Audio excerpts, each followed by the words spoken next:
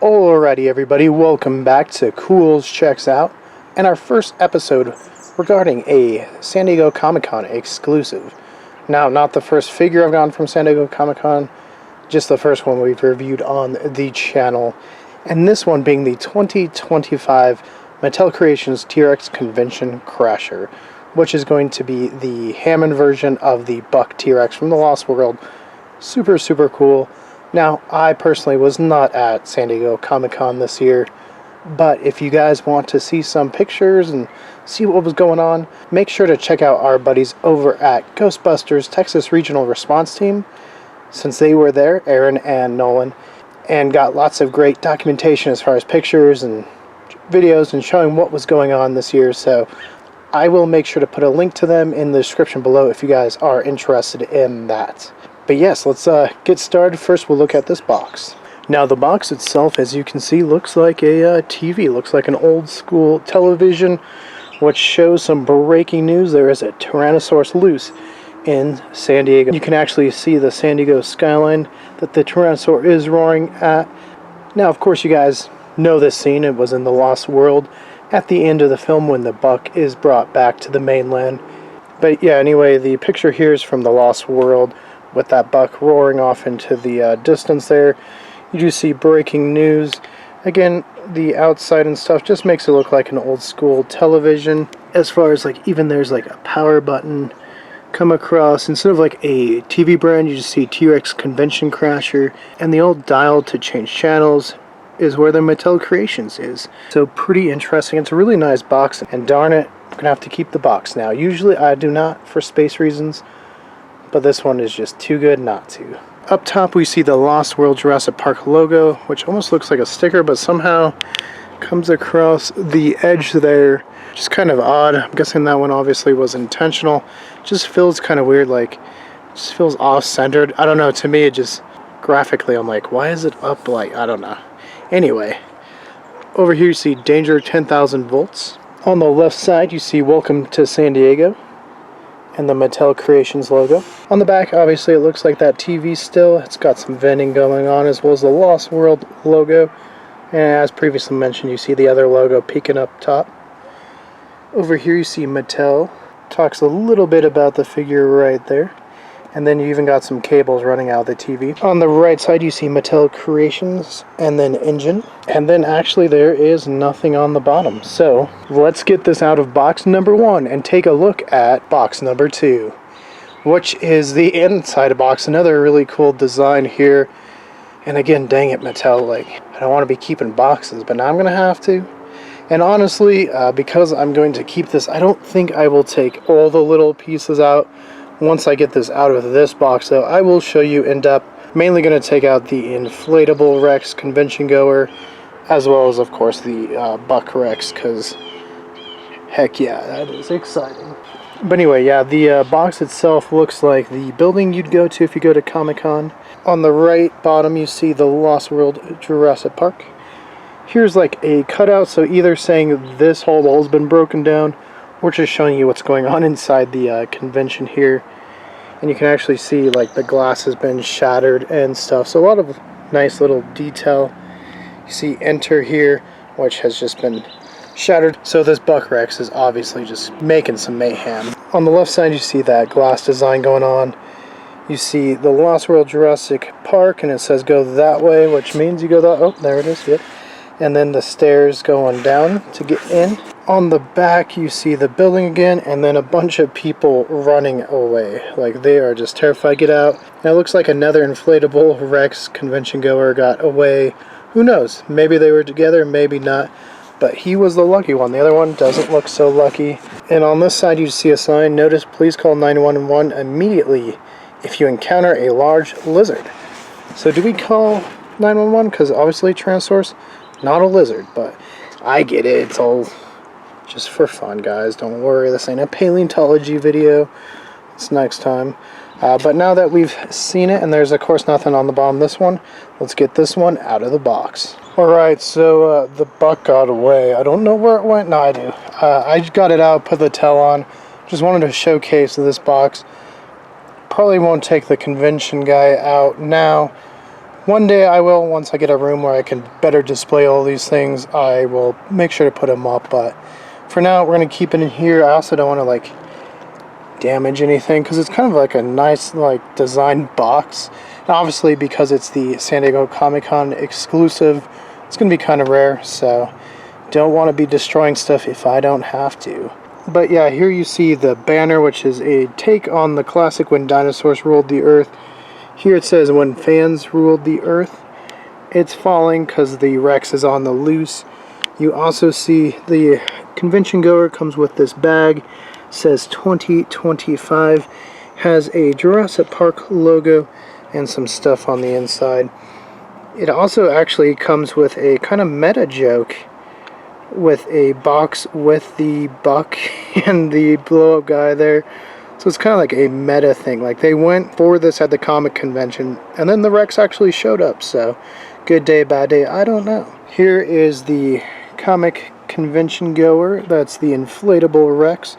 There are two faces. You can see that one and then that one, which did confuse me when the pictures came out, because I was like, I could have sworn there is two faces, but I didn't know. I was like, does the faces like flip around? Because I know there was like a Revenge of the Sith one that did that, so I was like, maybe. But anyways, yeah, it's a secondary face, so if you want to do it that way. And then of course you got that kind of classic, maybe almost memed inflatable dinosaur costume that you do see quite a bit now. And there's more than just the Rex, but I do like the comical expression on the face. And something kind of interesting is, yeah, it's very pliable and bendy. Like, it does feel like a toy inflatable. It's very interesting, actually. Not a bad little design figure. I just don't want to take it out, like I said. But yeah, throughout you see lots of people. You see a slight Tyrannosaur there. And then you see a poster for Jurassic Park 4 with like the JP3 Brachiosaurus. You see Pteranodon, and you see a Spinosaurus. You see some people running, and it's kind of hard to tell what posters are there, though it looks like there's a Jurassic one back there. Then there's like the Papo Tyrannosaur, another Schleich one. You got the Rebor Acrocanthosaurus, I think. Some more Schleich figures. Got the Pentaceratops and the Stegosaurus.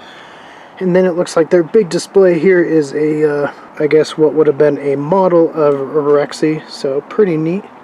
Again, all Jurassic Park throughout. No mention of Jurassic World at all. Below you got the Papo running Rex, and it looks like the Papo Triceratops that got smushed by the pillar. And over here you got a Spinosaurus of some sort. Not sure, and also it's right where the Tyrannosaurus was standing, so I feel like that might be a dig at JP3.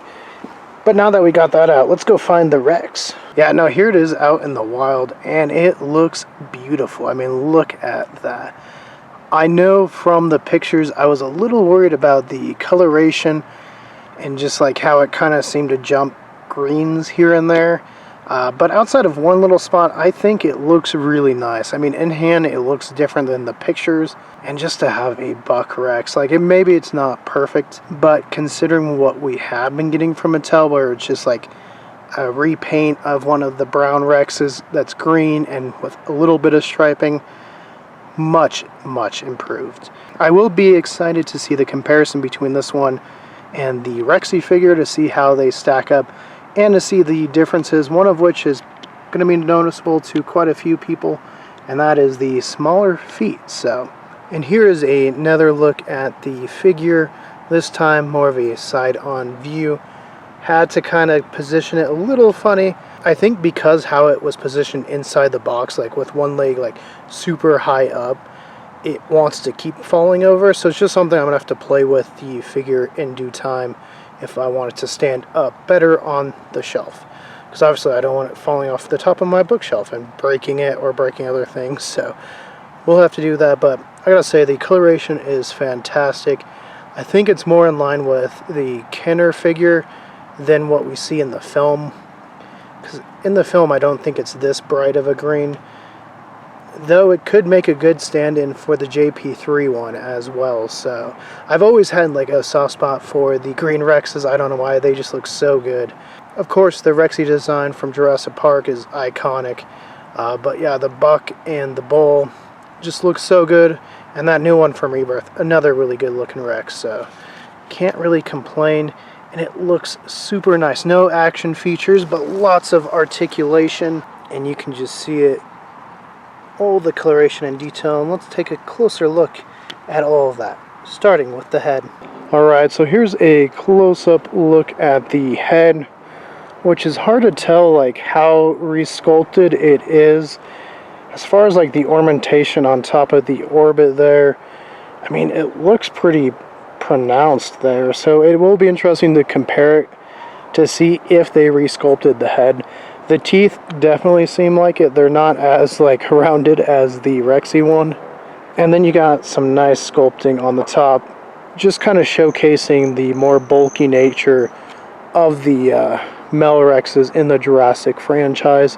Though I will have to say, the lack of a dewlap is kind of sad. You will notice it in the Buck T-Rex from the Lost World or the Bull one from JP3, that they kind of have a dewlap going on right here. Mainly because it is the same animatronic that Stan Winston and team used, they just reskinned it. And up here you see lots of scarring, which does kind of go in line with the JP3 one, but again, if Melrexes are fighting to win over females, they're going to be biting faces, and that is something that we actually do have in the fossil record, so pretty neat there. The head-on looks really good, definitely super pronounced. Just imagine, I mean, that looks good. You could almost just imagine the Lost World vehicle. You could get a Doe one on the other side, and it would look really, really nice. Much like any Hammond collection figure, though, you can open the mouth, so let's get that one open. And this is what it looks like when you open it all the way. You can see nice detailing in the folds in the mouth there, as well as the tongue. It's kind of hard to see, but it has like the spotchy, like veiny look, which is really nice. You can see some detailing on the bottom of the mouth, as well as the upper portions of the mouth, kind of going into the back. Yeah, huge gape right there. If you don't want the mouth open as wide, it looks a little bit better here, and at least open like this, like, it looks really nice. It seems like there's been a lot of discourse about it not looking good, but I don't know, in person I think does it a lot more justice than the pictures I saw online. And then we'll run down the back. You can see lots of detailing as per any of these Hammond figures, with the veins and folds and everything.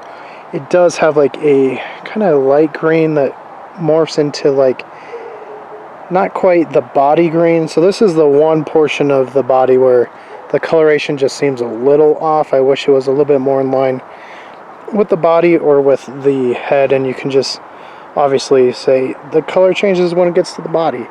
But again, not terrible. You can see the underneath is white. Lots of nice scale work from the jaw down. And you can see on the bottom, it is detailed, not super. Definitely this is the part where if some corners were taken to not put in as much detail, it's going to be the bottom, because it's the part of the figure you don't see as much, and that's also where you see like where they connect the figure and that line going down. So at least it's on the bottom. That was a big thing with the Hasbro Jurassic ones, where it was like on the side. But again, it is Hammond, so you got a lot of different creases that you can see to just give it the flexibility. From the top you see the yellowish green running down through the striping all the way almost to the tip of the tails, so some nice painting going on here. The green and the tan go all the way to the bottom, and this like darker green goes almost to the bottom of the tail. So definitely not skimping on paint. You can see, at least with the tail, the detailing is much better than the body. And probably again, just because depending on the pose you might see it a little bit more. The detailing on the feet is actually really good. You can see here, and yes guys, it is smaller feet. We'll do a comparison with the Rexy one here in a minute. Unfortunately, the dew claw not painted. It's a massive dew claw, but it is just that it's two-toned actually. It's green and tan, so kind of a bummer there. If you're talking about articulation outside of the jaw, you got two in the neck, so you can swivel the head and have it look different directions. You got one here in the midsection of the body, which I know, as far as like the community goes, not a huge fan of them, because it just tends to sag there. So hopefully, with some more years since the original one, they've been able to fix that. And then in the leg, you got up here at the hip, the knee, and then a couple places in the feet to really make it be able to stand however pose you want it to. And then in the tail, you got 1, 2, and then I guess this one kind of you can like swivel. So yeah, lots of places for articulation to pose it however you want. But I know if I was looking at this one, I'd want to know how it compares to the Rexy one. So let's get started. And here we see them compared to each other in the wild, and they stack up really nicely. I mean, honestly, they go together really nice. The Rexy one looks to be a tad bigger. I mean, it looks taller, and I'm not sure 100% why. But both of them kind of have this semi-neutral pose where they're both kind of level, and it definitely looks like Rexy is bigger. Now, up to Jurassic World Rebirth, Rexy was the largest Tyrannosaur we had seen in the franchise, so it makes sense. And hey, look at this kind of, at one point was a hypothetical meeting between the Jurassic Park and the Lost World Rexes, but at the end of Dominion, they got to meet in the Biosyn Valley, where Rexy goes up and you see the buck and doe at the end, so pretty neat. Let's get it side by side. And as far as like length goes, they are about equal. If anything, it's going to be just like a hair's difference, but both about the same. No real difference in the body sculpt that I'm seeing from the top view. So a little bit of a repaint, I suppose. Alright, so here we see the two heads of the Rexes compared, and they do look different. Like the bull one looks a little better sculpted. I will say it's not too much more pronounced around the eyes. You can see the teeth much better in the buck one than in Rexy, though somehow Rexy's ornamentation on the top of the snout is more than the buck, so kind of interesting. At least the ornamentation around the eye does look a little bit more defined, about the same height, so nothing crazy there. And I would say the back of the jaw is just a little boxier. I mean, overall, I would say the head, it looks boxier than Rexy's. I mean, they look pretty good together, not a huge difference. And of course, like, if you look down the rest of the body, it's pretty much the same. The biggest difference is, like, look at the difference in size of feet. So, yeah, big upgrade there. So, yeah, there's a comparison between Rexy and the buck. Again, they stack up pretty nicely. Height-wise, just, yeah, Rexy, I don't know why it looks a little bit taller, but overall, they look really good together. But, of course, how does this stack up against the original buck? Which, to compare to the original buck from Kenner is hard because A, it's a massive figure, it's super iconic, but it is just so big. But here you can at least see the coloration from the new Mattel one and the original Kenner, and just where some of the inspiration came from, as well as like trying to base it a little bit more off of the movie where you get the striping on the face and stuff like that. But overall, you can see, yeah, no real comparison as far as length. Like, that one is just massive. And being from the Lost World, we got to compare it with another Lost World one that just came out, and that is the Stegosaurus. And these ones look so cool together. I actually remember I had a like lunchbox with a T-Rex facing off with a Stegosaurus, which was just so cool to me because obviously they would have never met. There's more time between T-Rex and the Stegosaurus than there is us and T-Rex. So super cool. The Stegosaurus is our state dinosaur. But yeah, I was kind of in a pose like something like this, which actually kind of reminds me of our Denver Museum of Nature and Science Allosaurus Stegosaurus diorama. So it always stuck with me, and they look really, really cool together. Just a really nice little figure diorama. Alright, so there's the review for the 2025 San Diego Comic-Con T-Rex Convention Crasher set from Mattel. And one I'm super excited about to have the buck finally. One I didn't think would go through just because once that Kickstarter was dead in the water, I didn't think it would come back, but for something special like San Diego Comic-Con, I guess it did make sense. Plus, we all knew people wanted the buck more than anything else in that set. Maybe the gates. The gates were kind of cool, just it was too pricey. So hopefully at some point they do another buck, or even the bull from JP3, and definitely the Rebirth one, because that one's super cool. But I am super happy with this one. It's going to look good on the shelf, going to make some good dioramas, and it's going to help with some videos down the line. I won't say too much there, but just stay tuned. Yeah, guys, until next time, for more Culz Checks Out, click that link to your left. For more about us here at Culz Paranormal, click that link to your right. And don't forget to hit that like and give us a subscribe.